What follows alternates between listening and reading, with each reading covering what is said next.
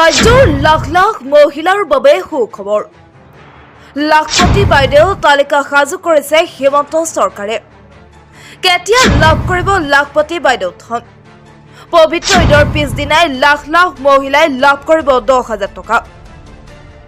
1 এপ্ৰিলত 29 লাখ মহিলাই লাভ কৰিব লাখপতি বাইদেউ ধন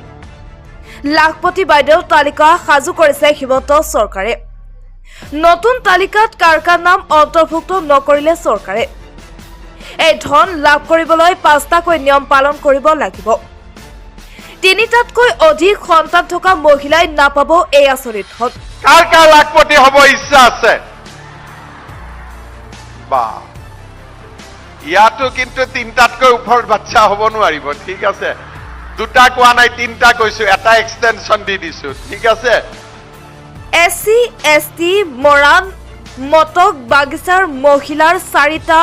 লৈ সন্তান থাকিলে পাব ধন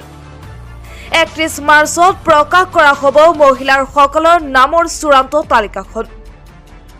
3টা লেয়াৰত ভেৰিফিকেশ্যন কৰাৰ পিছত প্ৰস্তুত এই তালিকা ছোৱালী সন্তান থাকিলে যদি বিদ্যালয়লৈ নাযায় নাপাব ধন বেংকত ঋণ থাকিলেও এই আঁচনি ধন লাভ নকৰিব চৰকাৰী কৰ্মচাৰীৰ পত্নীৰ হিতাধিকাৰীৰ তালিকাৰ পৰা নাম কৰ্তন কেৱল তৃতীয় আৰু চতুৰ্থ বৰ্গৰ কৰ্মচাৰীৰ পত্নীয়ে পাব উদ্যমিতাৰ ধন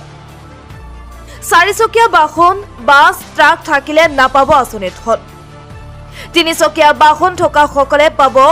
লাখপতি বাইদেউ ধন আঁচনিৰ পৰা বাদ দি পৰিল 10 লাখ মহিলা পবিত্ৰ ঈদৰ পিছদিনাই লাখ লাখ মহিলাই পাব 10,000কৈ টকা 1 এপ্ৰিলত 29 লাখ মহিলাই লাখপতি বাইদেউৰ ধন লাখপতি বাইদেউৰ তালিকা সাজু কৰিছে হিমন্ত চৰকাৰে